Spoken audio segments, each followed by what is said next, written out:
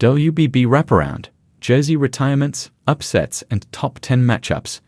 In this week's WBB Wraparound, two star-studded jersey retirements for A'ja Wilson and Caitlin Clark, Super Bowl weekend basketball, and USC's struggles. By Chelsea Leite, 10:13 a.m. Eastern Standard Time. 3 highlights from women's college basketball this week. A'ja Wilson's jersey retirement. A'ja Wilson was celebrated at the University of South Carolina over the weekend when her No. 22 jersey was retired. Wilson played 4 seasons with the Gamecocks, winning a national championship before being drafted No. 1 overall into the WNBA.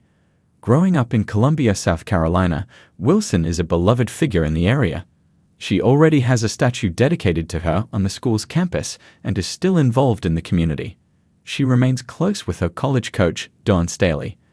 Despite South Carolina's school policy that states that just because a player's jersey was retired by the program does not mean the number is off limits, Staley said no one will ever wear No. 22 in their program again. Wilson's impact on her community goes so beyond basketball, and this is just another accomplishment for the star. Caitlin Clark's jersey retirement. It was the weekend of jersey retirements as Caitlin Clark's No. 22 was also retired at the University of Iowa.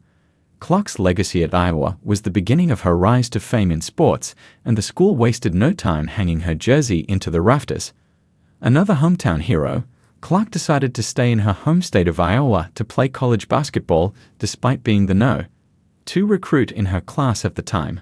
From there, she led her Hawkeyes to back-to-back NCAA Finals games. She went on to be the No. 1 overall draft pick in the 2024 WNBA draft, heading to the Indiana Fever. Caitlin Clark's jersey retirement. It was the weekend of jersey retirements as Caitlin Clark's No. 22 was also retired at the University of Iowa. Clark's legacy at Iowa was the beginning of her rise to fame in sports, and the school wasted no time hanging her jersey into the rafters. Another hometown hero, Clark decided to stay in her home state of Iowa to play college basketball despite being the No. 2 recruit in her class at the time. From there, she led her Hawkeyes to back-to-back NCAA Finals games. She went on to be the No. 1 overall draft pick in the 2024 WNBA draft, heading to the Indiana Fever. Iowa upsets USC. In the Caitlin Clark retirement game, Iowa played No. 7 USC and were able to get the upset win at home. The Hawkeyes won 76-69 after leading 18-1 for most of the first quarter. While USC was able to come back to tie the game, Iowa did not let up against their hometown crowd. It was a big win for unranked Iowa. 2 games to watch this week. No. 8 Ohio State versus No. 7 USC, Saturday, February 8, 9:00 p.m. ET. With USC's recent struggles, this will be an important game for them to win. On the flip side, a win for Ohio State would be fantastic for them. USC has been having offensive challenges, and Ohio State is known for its suffocating defense. Juju Watkins will need to have a great game in order to push them over the edge here. No. 2 South Carolina versus No. 4 Texas, Sunday, February 9, 2:00 p.m. ET. A top 5 matchup again for South Carolina, who will come into this game as the favorites.